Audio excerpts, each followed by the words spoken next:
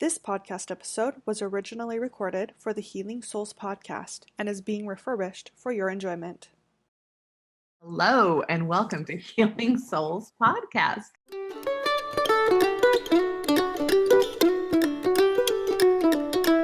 This is Natasha Helfer. I am your host, and I am super glad to have my guest, Kristin Bennion, on with us today. We are going to be talking about some sensitive topics these days, with so many things that I think we've been seeing in the news. And, obviously the last few weeks here in the United States have led to a lot of civil unrest and very disheartening, happenings, especially on the Capitol building.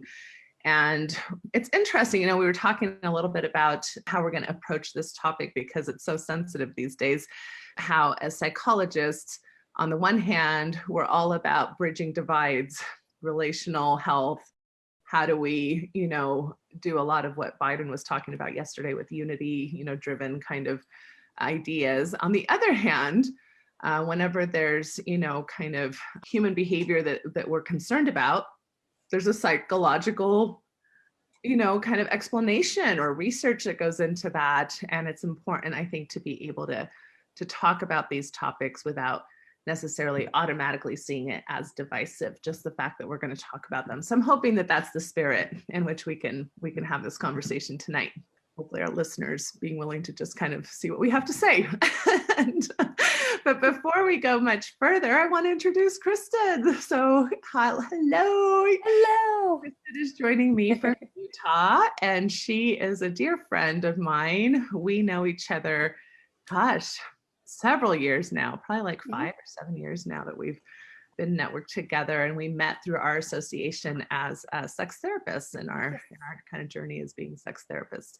So that's kind of interesting because it's not exactly what we're going to be talking about tonight, but maybe a little bit. We're going to talk about sex a little bit. So tune in. Always pull it in somehow. So why don't you tell us a little bit about yourself, your background, your practice, and kind of what type of work you're involved in? Sure. I am the owner of Intimate Connections Counseling, and I've been practicing for almost 12 years. Sex therapist as probably 5 or 6 by now. And I love what I do. I've worked predominantly with women in the intersection of religion and sexuality, but not exclusively. I am nearing the end of my PhD program where I've kind of taken a turn, and I'm digging actually a lot more deeply into gender and sexuality representation in media. And that's just very interesting to me. And so throughout my program, I've been exposed to a lot of kind of the things that we're going to talk about tonight. And it's been really interesting to see through the lens of what I've learned with what's happening in real time in our country. So yeah, no, that's totally cool. And I'll probably invite you to come back on to speak more specifically about that. But right now we're going to talk about, this rise that we've seen in kind of the mainstream. I mean, conspiracy theories are, probably always old. I mean, they're always around. Not all conspiracy theories are necessarily dangerous. And some of them even sometimes have some truth associated to them. But we have seen kind of this mainstreaming that at least seems unique in my experience in the last few years of my life. And also with, some ideas that really don't have a lot of evidence or backing to them. And then we see the motivation of those conspiracy theories leading to behavior that has become very problematic. And I think both you and I, given that we do come from backgrounds where, we grew up in kind of religiously conservative communities, and I don't know if this is completely true, you can maybe talk about this a little bit, but it seems to me like sometimes in those communities, there's a vulnerability to some of these conspiracy theories, because I've seen a lot of my friends and even family members fall prey, I don't know if that's a nice word, but fall prey to kind of this thinking and be very concerned and very scared and very serious, and not exactly sure how to talk about that very well without things getting quite heated. And sure. I've heard this a lot from my clients and from other friends, that this has been an experience they're having amongst their social circles. Is that something that you're experiencing as well? Absolutely. It is. I agree. It's very hard to talk about because even with the best of intentions, it can come across as critical when maybe we're just trying to talk about what we might be seeing. And that's usually not my intention at all. But I do think there is a bit of a vulnerability for those who come from like higher control or higher behavioral commitment systems to be a bit more vulnerable to, say, a new charismatic leader, which is quintessential for any sort of like movement that's conspiratorial in thinking, or even up to the extreme, like a cult, right? Like there's a movement, there's some figure that someone's following.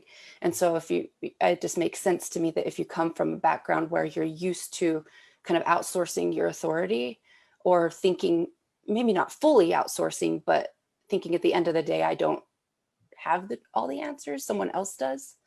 I think that could contribute, and does contribute, I think, to a bit of vulnerability. Yeah. And we see that not necessarily even in religious, but we've seen even with a lot of military or policing officers, which also kind of tend to have that downward authority type of mentality in the ways that they've been trained. And we saw quite a bit of that, surprisingly. At least I was surprised at how many people that were being, charged and arrested in the days following the insurrection. How many of those people had served our country? How many of those military backgrounds or had served on our policing forces, which we depend on, in our country so much. And that just seems like also kind of an authoritarian system that they've been highly functioning in. Absolutely. With a leader who kind of tells you these are the things that you should do. Mm-hmm. Yeah. And often too, within those systems, I like that you pulled in, it's not just religion, it can be any sort of the system. There can be a suspicion, or just like an us versus, or just the outside group we should be skeptical at the very least, up to we should be outright hostile in other realms, right? And so just any system where there's top down, like there's just going to be a vulnerability, like we're saying. Yeah. Okay. So when we think about why did conspiracy theories take off? What are they about? Again, from kind of a psychological perspective, how did those of us who study the social science see that being motivated by? Well, there in most of the literature, there's like 3 main ones, but I would add a different one at the end. But the top 3, so there's epistemic motives, existential, and social motives. So epistemic is that they explain, so the conspiracy helps them explain a way that helps them retain a worldview, right? So it's just, it keeps a safety for them to help understand how the world is functioning, right? So, I don't have an example right away, but like maybe something that they're feeling like they don't understand or can't quite make sense of, or why is this happening? We as humans don't like uncertainty usually. We want to come up with stories and reasons why certain things might be the way they are. And so I think that's kind of what you're getting at, right? Is filling in the blanks. Yes, and uncertainty is a theme that I think will pop up a lot in our discussion tonight, because I think that difficulty tolerating uncertainty, and I'm getting a little off, but that is, I think, an underpinning psychological factor that does predispose people to conspiratorial thinking, I think. Yeah. Okay. But so epistemic, and then there's existential, so it provides them a security in an unsafe world. So again, brings meaning to trying to make sense of what is not understandable to them, right? And then social motives. So it can, this one's often, it helps explain my misfortunes, like why it hasn't worked out for me, but it's worked out for all those elites, or it's worked out for all the X, Y, and Z people, but not me. Kind of maybe persecution a little bit, or, kind of it has some social explanation for it's all starting to make sense to them, right? Right, because and quite frankly, we do live in kind of a prosperity culture, and what I mean by that is a lot of times the message is, if you do this and this and this, you should be able to get this and that. Yes. You go to college. It's the American dream. Right. If you work really hard, if you pull yourself up by your bootstraps, if you do these things, you will do great. And yet there is a lot of uncertainty. Not always are we rewarded for our efforts. So you can have some very hardworking people not maybe get to the point where they thought they would be able to achieve wealth or other types of securities that they're interested in. Mm-hmm. And so I would add on top of that, so anytime there's a like widespread conspiracy theory or just something to be taken that's just going crazy, and I mean, they're found throughout history, from the Salem witch trials, even before then, all the way up through the satanic panic of the 80s, stranger danger of the 70s, like just QAnon now, like they're always precipitated by major social changes, social mores changing, right? So women's rights, gay rights, civil rights, like just any big shift that's happening in the construction of what society is supposed to look like. And I'm using major air quotes with that for people who might be just listening to audio, that can really breed a lot of worry about, like, we need to explain what's happening, like that feeling. And often that's the devil or the other political party is causing this, and they're doing it to usurp power, or they're, just there's a desperation to figure out why it's happening, and then it might come with like a motivation to do something about it. So it brings an energy when they used to feel helpless, right? There's a target now. Yeah. So when there's a large systemic change, where maybe there is a threat to certain privilege or certain power, status quo, then that feels, even though we would maybe say we think that's really great that that's happening, we see that as progress. Sure. All the things you mentioned, female rights and civil rights and gay rights, but it's still key. It makes the system that was comfortable uncomfortable, and the people who benefited from that also feeling threatened. It can be very threatening, like existentially threatening to some. And that is very motivating to come out against, or, I mean, in the worst case scenarios, turn to violence to make it stop.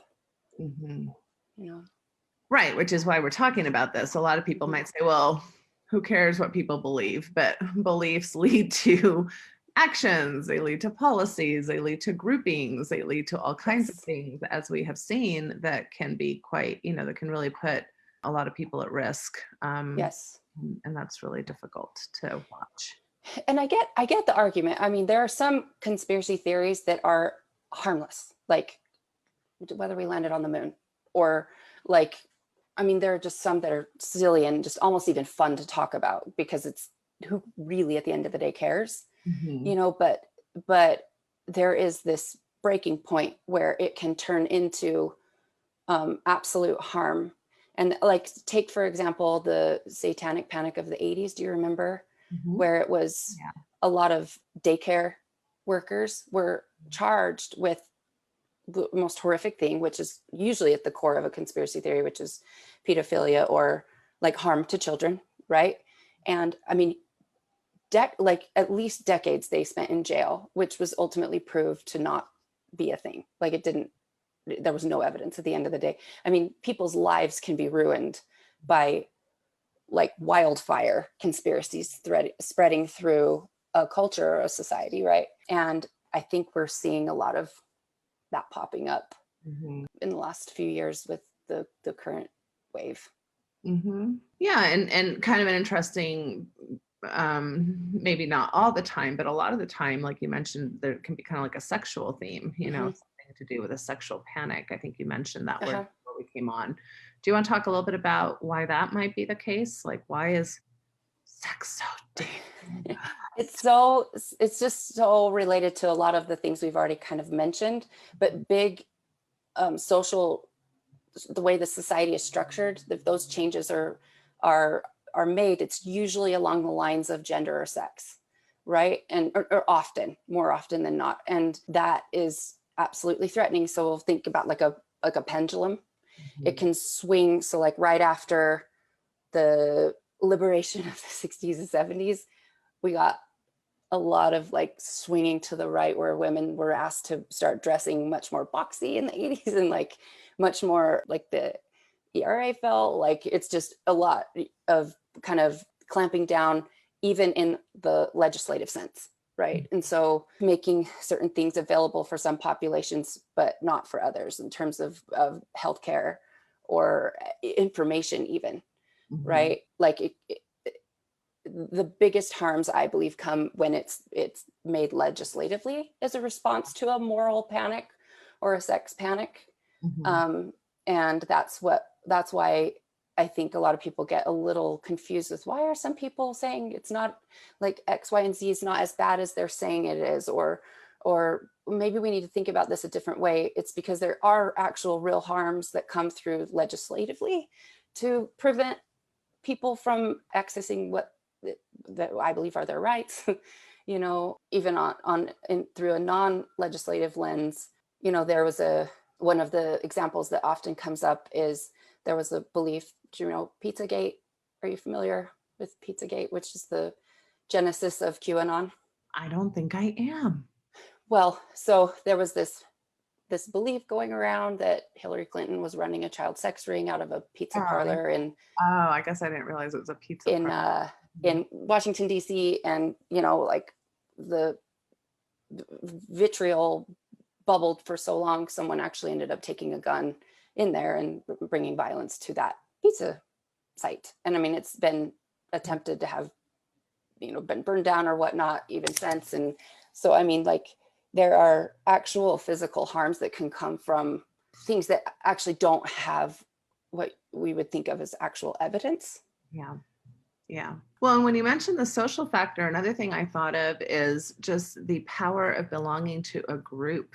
You know, we know that we're all kind of pack animals or tribal creatures. Yes. And group belonging is just such an important part of feeling important, feeling special, feeling unique, feeling valued, feeling heard. So when you have a group of people that kind of all congregate on something, especially when it has a kind of a moral panic or something that kind of has an anxious type of energy, that's very seductive. That's very empowering, you know, and can very really connecting. Yeah, like, sweep you, get all your hormones up and running. Yeah. Yes. Yeah. Yeah. It's absolutely part of it, I think, too. So if you think about like what happened over this last year, I think it was an absolute recipe for disaster, right? Like the isolation factor for so many people and the economic uncertainty. Oh my goodness. With fuel from things being said in the media and through many outlets, you know, but the isolation at home and starting to not be able to connect with those who they might have connection with, but they can connect through this online forum, which is essentially radicalizing, you know, to a belief system that ultimately led people to want to storm the Capitol. Yeah. You know, and it was, I believe, an absolute recipe for disaster and tragic. Yeah. Yeah. And it is a story that repeats itself, right? And we can see lots of this. So okay, so we've talked a lot about what's the motivation. Let's talk a little bit about why they're dangerous. I mean, we're kind of getting into that. Obviously, you know, they can lead to kind of a frenzy or like a righteous anger. And, you know, and we don't have to look far in history for people to be very justified in using violence for moral, righteous feelings of distress and protecting, you know, your turf, you know, self-protection. Mentioned protection of children, protection of your country, protection of your family, your home. And so there really can be a motivation for violence, which is very, of course, very scary and can lead to full-fledged wars, you know, and calamities. But even if it's not full-fledged wars, it can lead to isolated forms of violence that can really like relational violence. Like it can really, I mean, there's been a lot of people just even taking this last year that I don't even believe this is anecdotal. I think it's pretty widespread that just a lot of people couldn't even be at Thanksgiving dinner with family, you know. I mean, there's real relational and spiritual harm that can come from feeling so passionately about something that is unable to bring connection with those that you find like that you're the closest with. Yeah. And I think that has done incredible harm to relationships across our nation and worldwide right now. But yeah, I can't tell you how many people this Thanksgiving told me in session something along the lines of, maybe it's not so bad I can't be with my family this year. I just need to taking this off. Yeah. I'm like, oh wow, that's that, you would have thought I would have seen more of like, oh, really sad, we can't have our current traditions. I mean, there was that too, but I'm just saying, sure. I'm surprised at how many people were kind of like, it's nice to have that ready-made boundary for excuse. Me. Yeah. Which leads to another kind of danger, which I think is this hostility or othering, when we other people and we see people as less than us or qualify people, which, has happened again throughout history without whether it's color of your skin or status of economic status or the caste systems, right? I mean, there's all kinds of ways, gender, you mentioned sexual orientation, that can, they're different. And that othering allows us to lose empathy and compassion and that human connection that keeps us from, keeps that protection up for treating others like we'd want to be treated, right? Which tends to be a value most people actually have, but not so much when you are able to other. Well, and at its core, it's dehumanizing.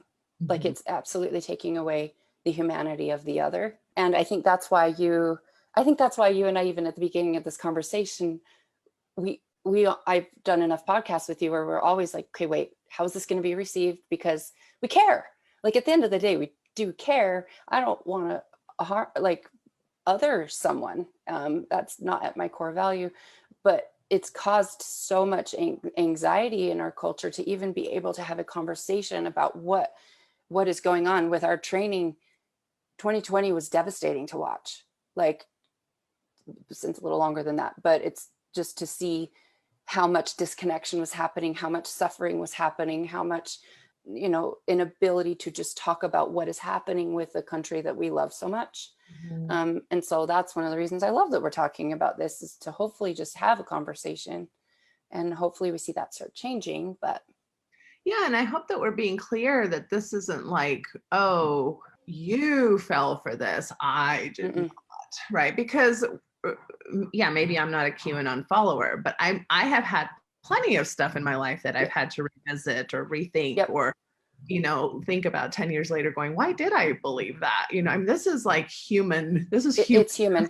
Right? We all have the capacity for these kinds of, proclivities per se. Is that fair? Absolutely. It is. I'm so glad you just brought that up, because that was actually one of the other little like bullet points I wrote down and just kind of extra thoughts, is it spans like being taken up by one of the mainstream conspiracy theories or heading toward something that could eventually turn into a cult. Like that is, it is no respecter of persons. It does not, it spans socioeconomic background, educational background, racial, gender, all of it. Like there are some little factors that are a little more susceptible, but it spans the spectrum. And I think I saw that was very evident. Did you see the NXIVM documentary on HBO or Showtime? There were two of them. I have not seen that. Very good. I heard that it was excellent. Both of them are great to watch, but that right there shows like it is no respecter of persons at all. You can be like the desire for connection and self-improvement and wanting to make the world a better place is often at the core. And who in the world wouldn't sign up for something that at its core, I mean, just generally speaking, was purporting to be wanting to make the world a better place and had an edge on everything else. Right. Like, why not? Like that's duh. Right. And it fits kind of those things that we were talking about. It fits your anxieties in the moment, your insecurities in the moment, which again, throughout life, we're all vulnerable to those things. I think another danger that I just wanted to bring up as to why we are talking about this is that it also has a level of problematic issues for self-care. Like, for example, there's been a lot of conspiracy theories around like the anti-vax movement, right? Or not wearing masks, right? Or are people going to get vaccinated now for COVID or not? And so there can be a lot of, or even like real, real dangerous cult-like behavior where eventually, there's death by suicide or things of that nature. So there can be an element of, in the process of trying to find usefulness and validity and health, actual, problems to self-care and self-health.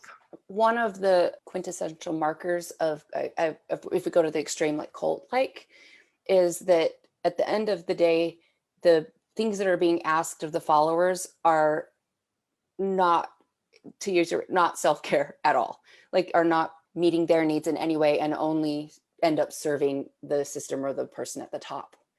So it doesn't start out that way at the beginning. It's like, look at this new amazing self-help thing, like in terms of NXIVM or Scientology, or, like it's really great. Look at this new community. I found my people. Like I have finally found my people. And then their house is being turned over to, the title of their house or their car. Like, they're being asked to cut people out of their lives. And it just their personhood just keeps getting chipped away. And that we're all susceptible to it.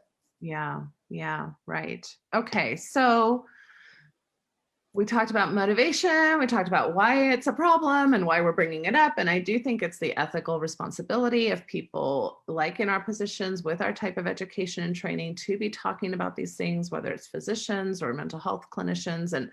And one thing that I was actually very proud of is that several of our associations, psychological associations, did come out and make statements, even political statements, against kind of the past administration, not because it's Republican versus Democrat. It's because there were some real dangerous psychological kind of framings that we know have an impact that led to some of the things that we've been so concerned about. So, just so everybody knows, I've supported both Republicans and Democrats in my political history and still do, and have a lot of respect for people on both sides of the aisle. This isn't really, I'm hoping people understand, so much a political party issue as it is these psychological concerns of treatment and patterns that we see in human behavior that can get dangerous. So anyway, having said that, what can we do about it? Right? Jeez. If I knew that, I mean, having more conversations like this, I'm hoping to see more often. I think there's a lot of things that are going to need to be done in a big systemically. A lot of what the problem over the past, and I feel like problem is an understatement of the past few years, but specifically 2020 was the just ignitement of disinformation, and people being so careless with what is true and what's fact. And I'm hoping that there are some changes that we can see overall, but in our individual lives, I think compassion goes a long way, and understanding. I feel like I do understand why some of those people stormed the Capitol. I have a lot of thoughts about it, but I see a lot of suffering and a lot of feeling really disenfranchised, and I can understand that, and I seek to understand. That's a value of mine. And so I think doing everything we can to be a safer place to talk with the people in our lives, but I do understand that some people are not allowing that to happen. We can want to be there as much as we can, and maybe they won't let it, but anyway. Have you had thoughts? Well, and I mean, the sad truth is that there isn't, this is a difficult issue. There isn't great recourse. In other words, from the reading that I've done, dispelling conspiracy theories or getting people to change their minds or leaving a cult or things like that is very challenging and not always forthcoming. I think examples that some people might relate to are kind of the classic, second coming cults, right? So on February 2nd of 2005, Oh, like end of days. yeah, we are going to gather on this hilltop because, whatever, the light will come down, and the charismatic leader, again, like you mentioned, is spouting this theory and this prophecy, and everybody's like, let's go. And of course, that's what happened with QAnon too, with January 6th, in January 20th, people were waiting for this like kind of last minute military takeover. And then it happens, the day passes, the light does not shine down. And you'd think at that point that reason would set in. And this is where I think we make a mistake as humans. We think logic is very convincing. And what we actually see is that what happens in those groups is they go, oh, it didn't happen today. We must be wrong about the day. Move the goalpost. They just move the goalpost, and they all go back to their happy, kind of like, place where they gather. And it's not like, in those moments, people say fraud and how dare you and how could you have lied to us. We really just look for confirmation bias. We want to believe in what we believe. We're attached to what we believe. We've invested a lot of that worldview, right? Like to change a worldview, you and I both know how traumatizing that can be. And so people go to the most extreme lengths to protect the way they see the world. Right. So logic is not the answer. Although, I mean, at times when there's consistent, repetitive, respectful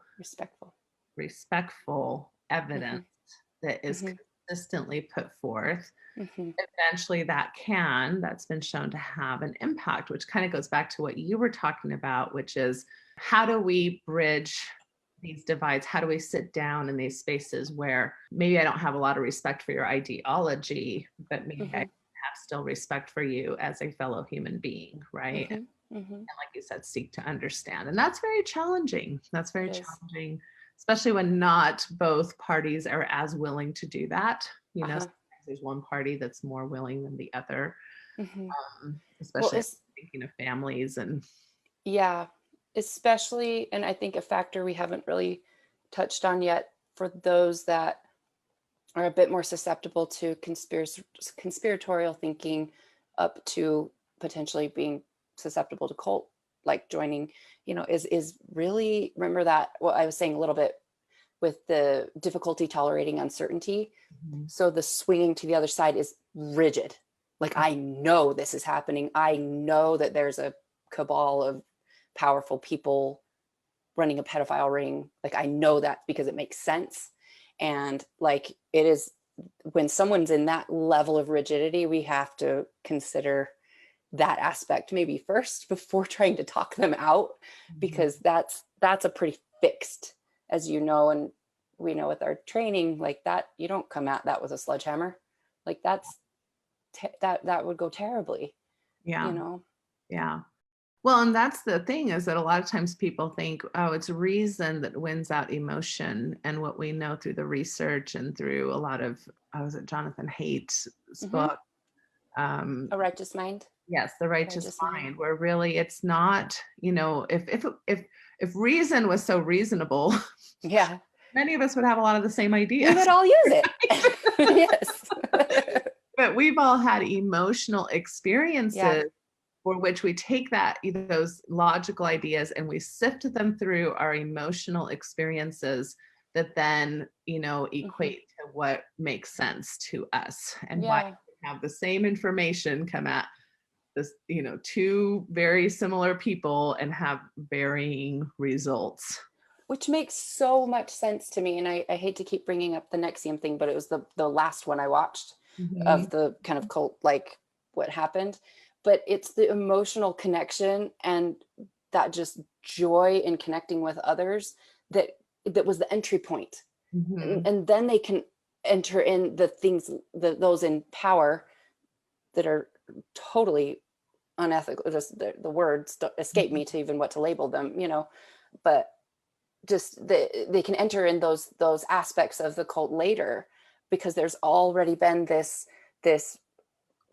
emotional, deeply felt connection and experience. And I just think the way out of it is probably similar.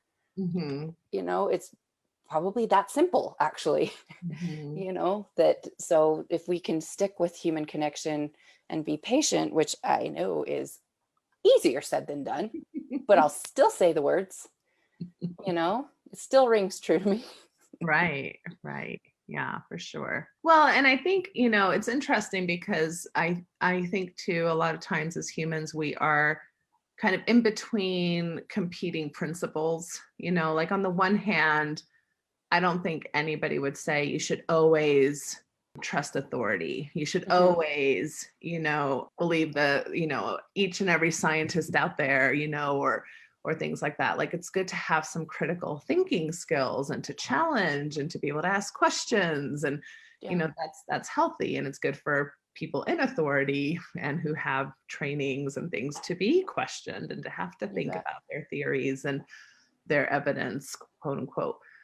On the other hand, it's also not good. The other side of that is kind of anarchy. Like, we're not going to believe in any authority. None of it. Nihilism. All authority is bad. Yeah. Good point. And the person with a degree in welding is just as much an authority on cancer as the person who went to, medical. Very good point. So, I think authority does matter when it's checked and when it's critically thought through and questioned. And, and also people who maybe have more of a lived experience also matter because, maybe they don't have the training, but they've lived through the cancer treatment, or they've lived through something that's problematic, that their experience is important to listen to.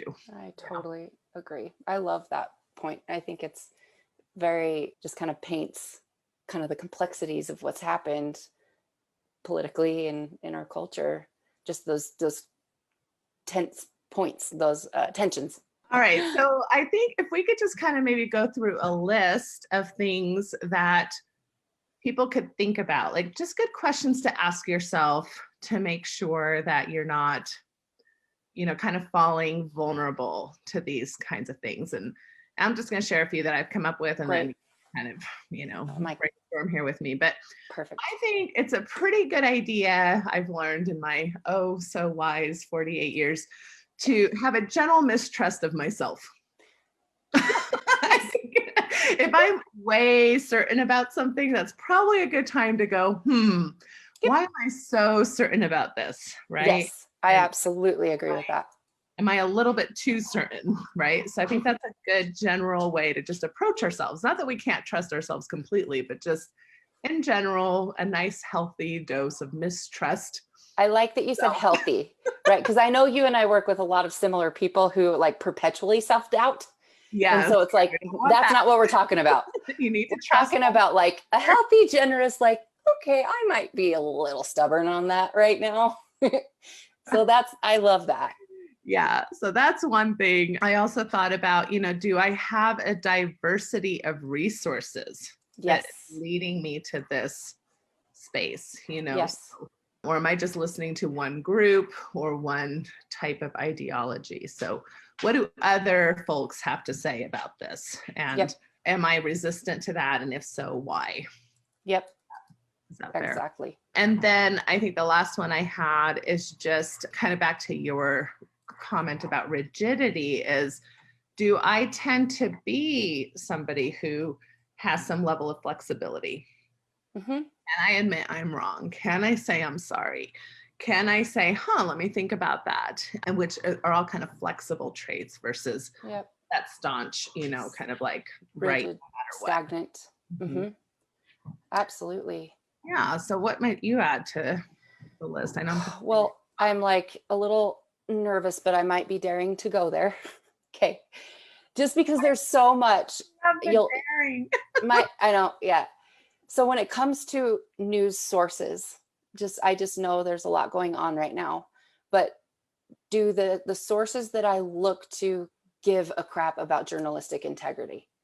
Do they print apologies if they're wrong? Do they try to cite sources when possible?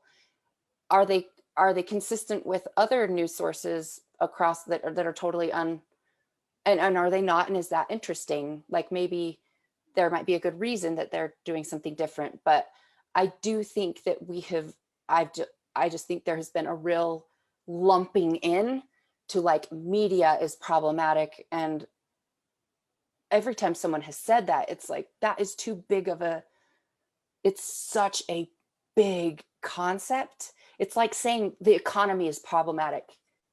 It's like, yeah, there's stuff that we need to talk about, but also like, that's way too oversimplified.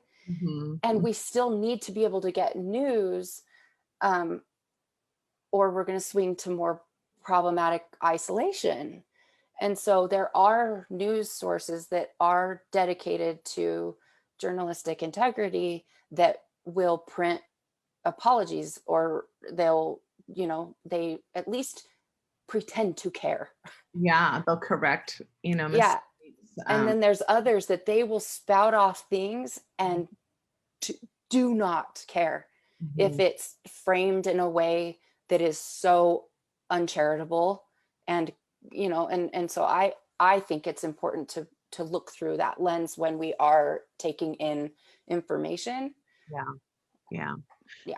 And as you mentioned, the media, I think it's also important to be careful about how much time we are spending in spaces that are meant to be somewhat vitriolic, right? Like, at some level, all news is kind of trying to get your attention, even fairly, middle of the ground news sources. But and we know that there's a slant towards negative news because we as humans pay attention to negative things more than positive things. One of the things I did a few years ago that I'm really glad about is I followed certain like positive news threads, like on Facebook or something. That. All they do is just post like, things that are happening that are cool, people that did nice things, or new research that was, created, or new medicine that was founded. I love that. And that has been really helpful to see that in my thread. There's a great, I wish I knew the name of it right now, but there was a great thread that I followed. If I can remember it, I'll try to put it in the comments, but of good news of Black folks, like what Black people are doing that are edifying, our community, and things that they're up to and studying and doing. And that's been phenomenal. So I had a client tell me, and I still need to go find it, but there was a thread they follow that is world news and it excludes US. So it just kind of helps feed like other news going on. So because we can be so US centric here. And I mean, what we're talking about is cultivating our feeds and like making sure we're in the driver's seat with as much as we can be with our own news feeds. Information that is being kind of, in a sense, indoctrinated into our brains. We indoctrinate ourselves. Yes. All we're doing is listening to one news source. Yep. So I think, and that can happen on both sides of, the typical aisle per se. You bet. Yeah. Okay, good. Yeah. And I think, one thing that I think is good practice just from a differentiation skills, because most of us, when we hear an idea that we don't like or agree with, we get prickly, however that shows up in your body. I think it's good to know, to be mindful about how that shows up in your body. So I feel it kind of like this heat in my chest and my throat, and I start getting like my eyebrows start furrowing. Yes. So I start looking very concerned. Yes. I'm probably not very pleasant to yes. be on the other side of the aisle. Yep. So I have to notice my own physiology. And also, am I able to, instead of immediately retort, like you're wrong, or I don't agree, or actually this is, the truth, am I able to instead ask a question?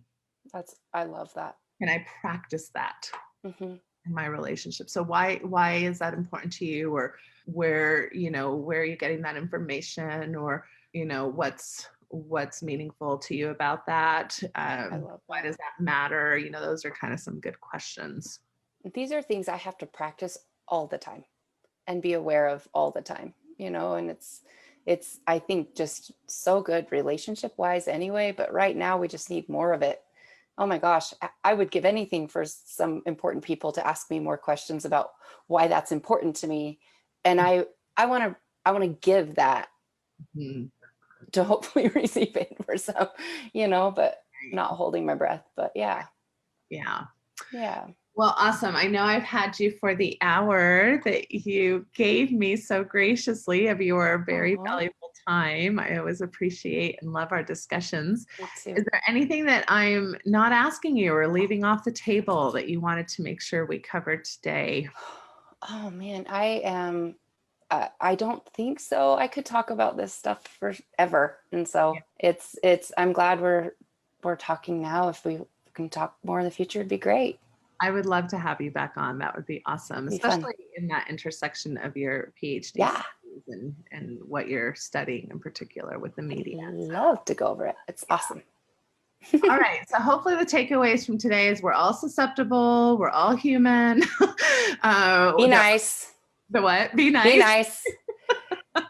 Especially when it's hard. That's the most important time. Right. Especially when it's hard. Yes. And being nice doesn't mean that we can't hold people accountable. I love that. Yes. I'm so glad. It doesn't mean that we have to just say everything's okay when it's not. Because I do think sometimes, those are messages too that I think, justice is important, to say, oh, well, let's not do this or that because we need unity. Well, sometimes you need justice to feel like there's safety and unity that comes back, We have to be able to hold responsible. And I think that's what's been so tough is I think we've seen such a difficulty in holding all of those tensions, just of holding responsible, but through charitable lenses and I hope to see more of that, and I hope it can lead us to a better place. Yeah, I think so. And in the evolution of the human, which is ongoing, hopefully we can improve over time. So here's to that. I think we have, it's just an ongoing process. And in the grand scheme, I will say, studying conspiracy theories throughout history, we're fine. Which is hard to remember during times like this, but there has been horrific things happen to people based on nothing, like based on difficulty tolerating uncertainty. Like we're okay, but it's still we still got some stuff to work on. We still need to work on these issues that can still cause harm. A lot of harm. Yep. Well, thank you, Kristin. I hope you have been fun.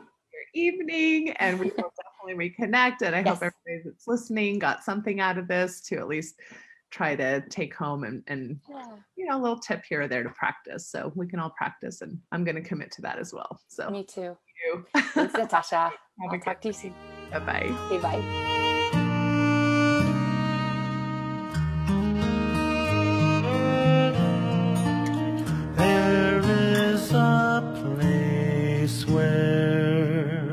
Time slows to nature's pace, and there is space there to find yourself in her embrace. Some places should be left alone.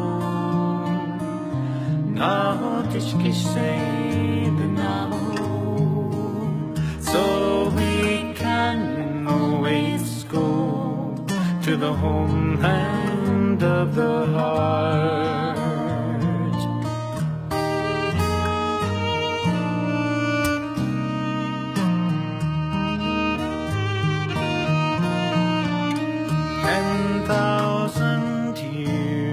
Of our human history etched on her canyon halls, alongside Earth's mysteries. Some places should be left alone.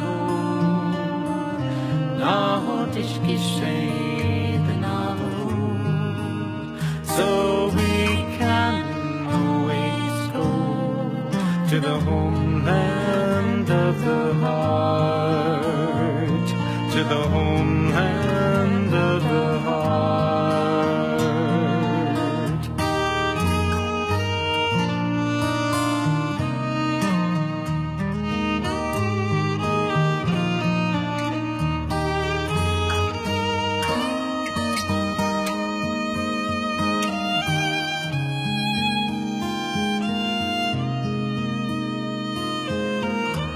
deep in our cities. We sleep without her stars, yet still her presence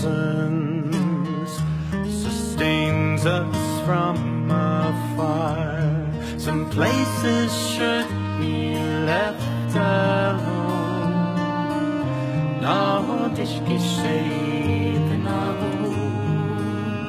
So we can always go to the homeland of the heart, to the homeland of the heart, to the homeland